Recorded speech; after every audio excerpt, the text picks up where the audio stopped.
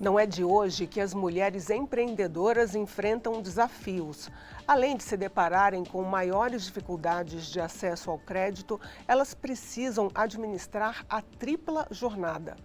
Entre as maiores dores da empreendedora está a falta de capital de giro, relatada por cerca de 44% delas, segundo o Sebrae. Sobre empreendedorismo, eu converso com as deputadas Adriana Ventura, do Novo de São Paulo, e Daniela Rainer, do PL de Santa Catarina. Muito bem-vindas ao Elas Pautam. Eu quero trazer aqui para o nosso debate um número do Sebrae. O percentual de empreendedoras em relação ao total de negócios registrado em 2022. 34%, mais de 10 milhões de mulheres donas dos seus próprios negócios no Brasil. E nós fomos às ruas ver o depoimento de 2 estabelecimentos. Nós estivemos em 2 estabelecimentos comerciais, 2 salões de beleza. A maior dificuldade do empreendedor no Brasil, que eu acho, são as altas taxas, tributárias que a gente tem. Se você não tem um capital para começar, fica super difícil. E na época nós tínhamos um pouco de grana e resolvemos fazer esse pequeno investimento. E deu certo, assim. Já tive vontade de expandir de algumas formas, mas aí surgem outras dificuldades. O ponto em questão é você se capacitar para atender melhor o cliente, para ele te indicar outra pessoa, você se diferenciar de alguma maneira, dos seus concorrentes ao lado. E graças a Deus a gente sempre tem bastante cliente aqui. Empreender ficou mais fácil no Brasil por causa das redes sociais. Eu noto que as pessoas que têm acesso e facilidade, para gravar histórias, para gravar vídeos, tem mais facilidade porque ficou mais barato, Nós que temos uma empresa, tem que pagar muitos impostos e isso fica caro. E na internet o custo é bem mais baixo. Então as pessoas que têm acesso a isso, com certeza, estão expandindo, crescendo. Sempre eu tive vontade de abrir meu próprio negócio, Aí eu fiquei trabalhando para as pessoas 30 e poucos anos, 32 anos, Meu filho me ajudou eu procurar a loja, aí a gente encontrava a loja, eu falei, mãe, vamos alugar. Eu falei, vamos, meu filho, essa loja aqui é boa, nós vamos alugar, vamos reformar ela. Aí comecei a reformar a loja, aí comecei a investir nos materiais para comprar, que eu não tinha, igual eu falei, eu não tinha fundo de caixa, entendeu? Aí fui comprando aos poucos, aí fui pagando, aí da maneira que ia entrando no capital, eu ia investindo. Aí foi assim que eu comecei. Eu entrei, eu não sabia de nada. Agora que eu estou mais ou menos aprendendo aos poucos, entendeu? Mas eu vou fazer um curso. Se eu tiver oportunidade, eu vou fazer o curso no Sebrae, para me aprender mais. Empreendedorismo. Vocês repararam o finalzinho da entrevista, a carinha de desespero de uma das entrevistadas? Por quê? Eu acho que, primeiramente, é muito bom estar aqui com a deputada Daniela e novamente na Elas Pautam. Olha, a questão toda é que para você ter um negócio, você pode ir porque você precisa sustentar teus filhos, você falou da tripla jornada, que eu acho que é sextupla jornada, mas depois a gente volta nesse ponto. Você precisa entender do negócio e saber fazer. A gente vê que muitas empreendedoras não conseguem sobreviver porque às vezes elas vendem o produto mais barato do que ela deveria vender, porque ele não consegue repor o material, tudo. Então a gente sabe que tem uma rede de apoio que precisa estar presente. E eu acho que é esse ponto que elas trazem. Às vezes elas vão aprendendo, todo mundo vai aprendendo, mas elas entram sem saber nada e no escuro, quando você tem um acompanhamento, uma rede de apoio, tipo um Sebrae, que tem várias coisas disponíveis, isso torna mais fácil. Perfeito. Agradeço também a oportunidade de estar aqui com vocês, um prazer muito grande. E vendo as meninas falarem, as mulheres falarem, a gente percebe que as duas falaram dessa necessidade de acompanhar, de estar sempre atualizada, de se aperfeiçoar cada vez mais. Eu acho que esse é um ponto muito bacana, esse desejo de fazer o diferencial, de apresentar um produto diferente. Mas a gente percebe também que o custo, para se empreender, desde as questões trabalhistas, tributárias, o excesso de encargos que a gente tem no Brasil, acaba se tornando, às vezes, até inviável, E quando se inicia um empreendimento, às vezes não se tem a ideia do todo, Como elas falaram também, eu comecei agora, estou aprendendo e tal, mas às vezes falta todos os dados, E quando a gente se depara com todo o custo que a gente tem, e às vezes acontece algum incidente, algum custo extra, isso acaba apertando demais, né? Então, eu vejo que uma das principais ações assim que a gente precisa é ter esse fomento, né? Eu vejo principalmente o Estado, né? Até nós aqui como figuras públicas, assim, que a gente possa criar políticas públicas que induzam o desenvolvimento, né? Eu acho que o Estado deve ser um grande indutor do desenvolvimento, né? E muitas vezes a gente encontra mais barreiras do que apoio, né? Então essa facilitação, esse incentivo à livre iniciativa, me parece que é o melhor caminho para alcançar, né? Para dirimir, para acabar com esse desespero, como tu dizes, né? Essa aflição que muitas vezes deixa o nosso empreendedor inseguro, né? Porque a pesquisa do Sebrae, Serviço de Apoio às Micro e Pequenas Empresas, mostra que essas mulheres, elas caíram, na verdade, no empreendedorismo, que o que puxou foi a necessidade. Como que a gente faz como agente público para transformar essa realidade de necessidade para realização? Olha, assim, eu acho que a questão da realização se dá muito mais pelo fato dela tirar a subsistência, porque quando o empreendedorismo por necessidade, tem o outro nome que é por subsistência, é aquela pessoa que perde um emprego, se vê numa situação, se separa, deixa de ter recurso e fala, eu tenho que fazer alguma coisa. Então, mais da metade da nossa população da pandemia, a gente viu isso acontecer e estourar, né? Que é diferente de você querer empreender porque eu vou lá, procuro uma oportunidade, mas o transformar em realização é ela tirar o sustento dela, ela conseguir avançar. Nós público, né, deputadas no caso, qualquer agente público que está lá na ponta, seja executivo, legislativo, a gente precisa municiar essas pessoas para que elas tenham condição. Primeiro, eu acho que a deputada Daniela colocou muito bem, de não ser um peso no sapato. Não ficar matando iniciativas, seja por meio de muita burocracia no início. A gente aprovou o Código de Defesa do Empreendedor e a Lei da Liberdade Econômica para isso.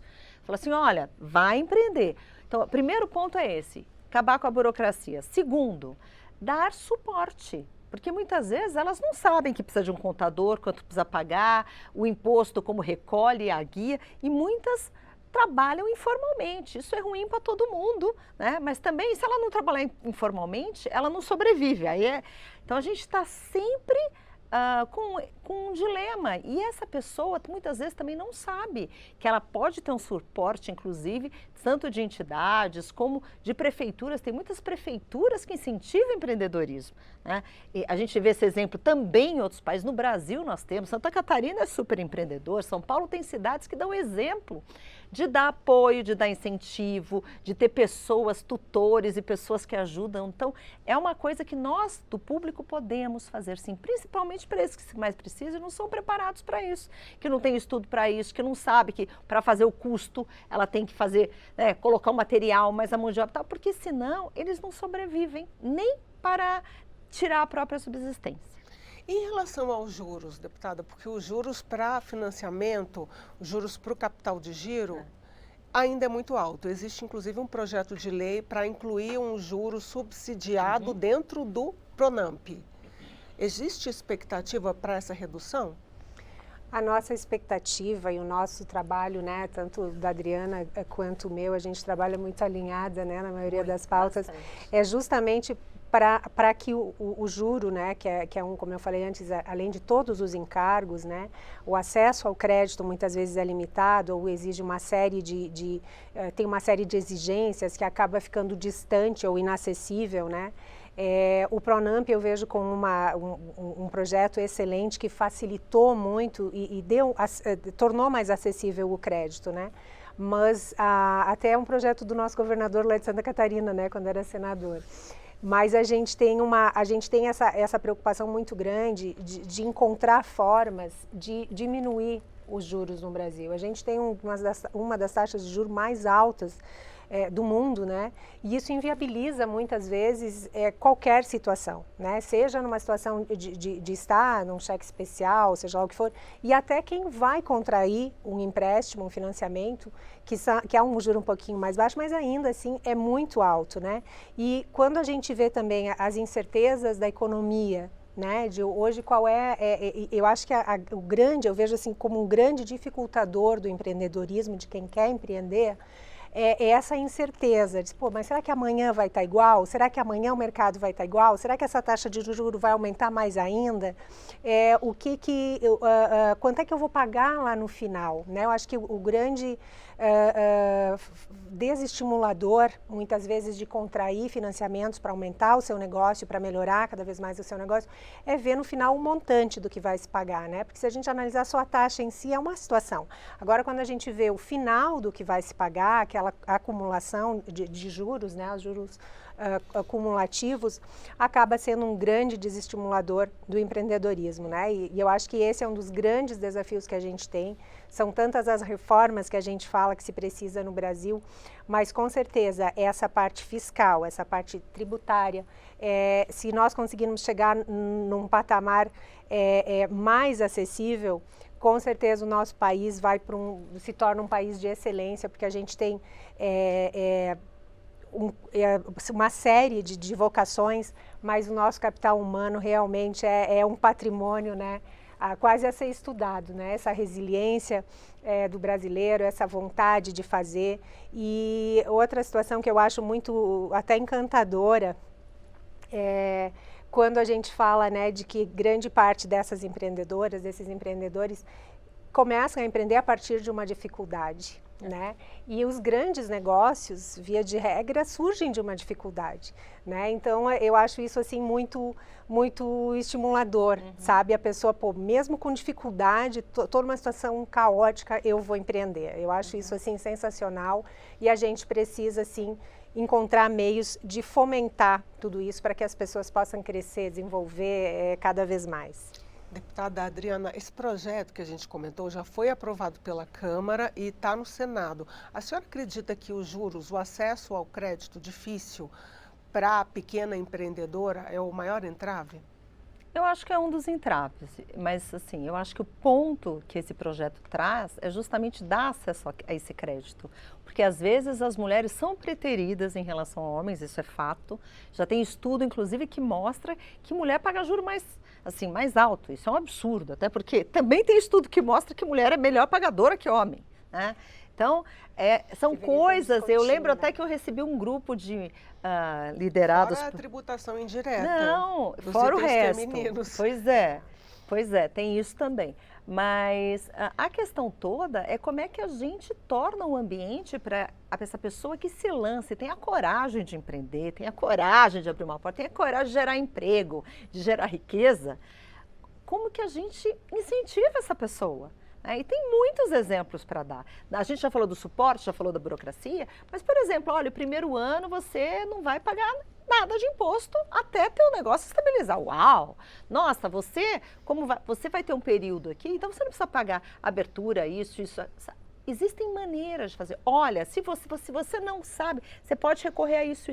Eu acho que mostrar esses caminhos é uma coisa muito mais importante. E voltando à história dos juros, que eu acho que foi a grande questão, as mulheres, muitas vezes, elas se encontram em situações que ela realmente não tem acesso a crédito. Fato. As mulheres e os homens, né? Mas a gente está falando especificamente de mulher aqui. Como a gente torna esse crédito, que às vezes é muito pouco, a gente está falando de 2 mil, 3 mil, sabe? Um dinheiro para ela começar a movimentar alguma coisa, como a gente torna isso fácil? Então, já temos iniciativas nesse sentido.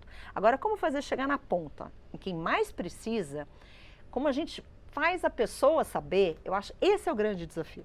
Mudando um pouquinho de assunto, mas ainda na área da economia, porque mulher trata de todo o assunto, a gente tem a desoneração da folha, que é polêmica, uma desoneração que vem desde 2011, no governo Dilma, se prorrogou, é um incentivo fiscal para 17 setores, o presidente vetou, e o Congresso precisa dar uma resposta, porque senão em janeiro a situação é outra e isso afeta toda a economia. Como é que fica? O Congresso vai derrubar? Claro que vai. Claro que vai. Tem que derrubar, não é isso?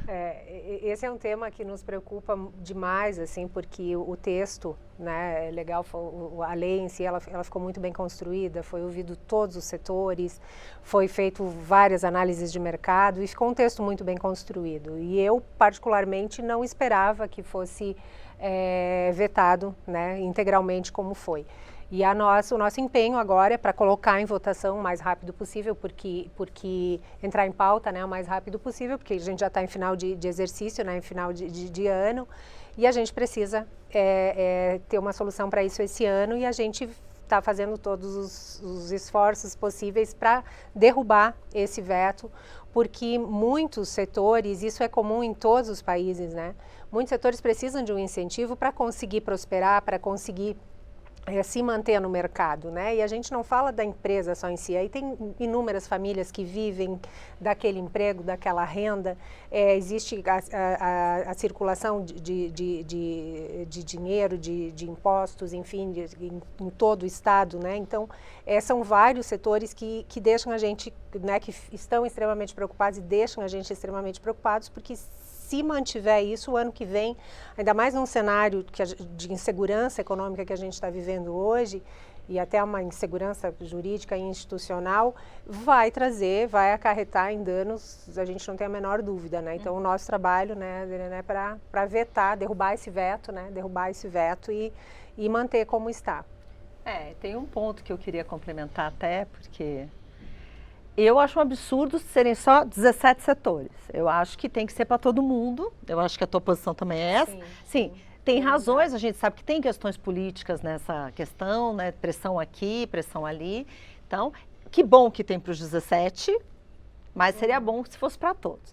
E um outro ponto também que eu acho que é interessante a gente pontuar é que a nossa carga tributária, que é um absurdo, a gente vê uma coisa completamente na contramão, porque as empresas já estão sufocadas, a desoneração da folha permite que gere mais emprego, mais renda, e quando você vê vetar a desoneração da folha, você fala, oi? E nenhum esforço do lado seguinte, do outro lado, para cortar gasto, inchaços, continua com aquelas bandas de negociação, uma gastança absurda, e a gente não vê vetar a folha. Então, a gente percebe que está massacrando de novo quem gera riqueza, quem gera emprego. Então, isso causa uma revolta enorme, né? Eu acho que tem esse ponto também. Então, o Congresso vai dar uma resposta. Em relação à reforma tributária, desde 1999 que ela é discutida aqui no Congresso e parece que agora finalmente vai. A gente acaba com aquela dualidade entre produto e serviço, agora a gente passa a concentrar em consumo e produção. O que muda com a reforma tributária? Além da transparência, esse seria o ponto principal? Quer começar?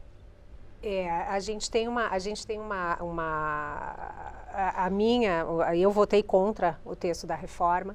Ninguém de nós nega a necessidade de uma reforma tributária e as pessoas falam, né, é um texto que vem sendo debatido há anos, mas esse texto ele não foi debatido, né? Esse texto, depois que saiu do grupo de trabalho, ele chegou para nós 5 minutos antes de votar e já veio a votação em segundo turno, atropelando tudo. E me preocupa demais assim, essa reforma e eu não vejo transparência nela, porque a gente sequer sabe de que formas vai ser distribuído, né? A gente vai ter, a partir dessa reforma, vai se ter uma concentração de recursos na mão, da arrecadação nas mãos do governo federal, e a gente não sabe de que formas vai ser distribuído, vai ser criado um conselho que ninguém sabe como também, e como é que vai distribuir, né? E também não se sabe, a gente ainda não tem os indexadores, a gente ainda não sabe quais são qual é o percentual que a gente vai pagar. Então ficou algo extremamente temeroso, a sensação da gente foi como se tivéssemos assinado um cheque em branco, né? E o principal, assim, que para mim é crucial, é por que No texto constitucional, que no meu entendimento também não pode ter esse tipo de tema, porque o texto constitucional ele tem que ter as diretrizes do sistema tributário. Como é que ele vai ser, quem é que vai arrecadar, de que formas vai ser distribuído, qual é o percentual que vai ser cobrado, quanto vai para os estados, quanto vai para os municípios, quanto fica com o governo federal, alguns parâmetros, né, mínimos para que seja feita depois numa lei complementar discutido. Os casos à parte, né? E nessa reforma não temos esses elementos essenciais, no meu entender, nesse texto, né? E tem uma série de itens, de casos específicos, né? Como incentivos para um estado, para outro, e os demais, como é que vão ficar? Então, tem uma empresa tal que vai receber um incentivo e não é pelo setor, então existe uma série de equívocos nesse projeto de lei que, no meu entender, foi absurdo a forma como aconteceu, né? E também, para mim, passou por cima do Congresso Nacional, passou por cima da Câmara de Deputados de uma forma extremamente desrespeitosa, né? Sendo que nós somos o legislativo, né? A legislação brasileira tem que passar pelo Congresso e muitas vezes a gente é literalmente patrolado, com o perdão da expressão, mas é esse o sentimento que a gente tem. Então, eu vou deixar a Adriana também trazer as impressões dela, mas me preocupa muito isso, sabe? A concentração dos recursos na mão do governo federal, de um governo inchado, de um governo extremamente oneroso para a população brasileira, enquanto o povo está passando por todas essas dificuldades de juros altos, de falta de incentivo, de uma condição fiscal extremamente pesada, né, para o cidadão brasileiro. E de que forma isso vai ser distribuído, né? Acabamos com a segurança dos estados, dos municípios, né, que não tem mais o pacto federativo, né? Então, são uma série de preocupações assim que deixam a gente extremamente temerosas com o futuro que a gente vai enfrentar lá na frente. Eu acho a Daniela trouxe pontos importantíssimos. Eu acho que a questão da forma, o rito, é muito complicado. Eu estava na legislatura passada, né? Então, e eu acompanhei desde o começo. Na legislatura passada, quando era governo Bolsonaro, em fevereiro de 2019, eu lembro bem, até para ser justa com os fatos. Uhum. Eu lembro de ter ido no escritório do Bernard Api, com o Alexis Fontaine, que era deputado também, discutir essa proposta. Então, ela teve evolução. Tal. É claro que a forma que foi votada é indiscutível, principalmente o texto chegando. Então, assim, havia um acompanhamento, porque o objetivo era justamente dar transparência, simplificar, tornar uma coisa justa, que respeite o pacto federativo, que dê autonomia. Então, tem muitas mudanças e muitas coisas que causam preocupação. Tem coisas que, na minha visão, são positivas, sim, mas a forma muitas vezes contamina tudo, né? Porque a forma daquele jeito, e tinha muitos pontos ali de muita preocupação, inclusive a nossa bancada se dividiu. Então, mas a questão, e eu trago essa preocupação aqui também, é no Senado, porque quando vai para o Senado, é assustador o que acontece, porque a gente vê que grupos de pressão exercem assim um poder sobre os, assim, que está tudo distorcido. Então, o que era para ser justo, o que era para dar autonomia, o que era para respeitar o Estado, o município, o que era para reduzir, ou no mínimo manter a mesma coisa com transparência, continua assim, tudo é para o futuro, a gente decide depois, um monte de distorção, cada um puxa o seu quinhão, todo mundo acha que o seu setor, a sua empresa é mais importante que as outras, e a gente percebe que tem um monte de distorção, e quem grita mais leva. Então, é assustador ver que a gente também tem Estado que continua com os privilégios, tem Estado que continua mantendo isenções, e isso é inadmissível. A gente precisa discutir o pacto federativo, a gente precisa discutir outras coisas. Então, talvez não seja adequado colocar tudo no balaio de gato. Vamos por partes, porque realmente está desde 99 e talvez fique até 2050. Eu sou a favor, mas o que fizeram no Senado já passou do meu limite. Então, a gente vai ver como vai chegar aqui, como que as casas vão compor. Porque não é o que a Câmara votou, não é o que o Senado votou, tem que ser um consenso. E assim, Que consenso vai ser esse para ver se vai ser a favor, se vai ser contra, como vai ser? É o que a gente vai descobrir. A gente não sabe ainda. Eu conversei sobre os desafios da mulher empreendedora no Brasil com as deputadas Adriana Ventura, do Novo de São Paulo, e Daniela Rainer, do PL de Santa Catarina. Você, querendo rever a nossa entrevista, é só acessar www.câmara.leg.br. Muito obrigada pela sua companhia. Até o próximo Elas Pautam.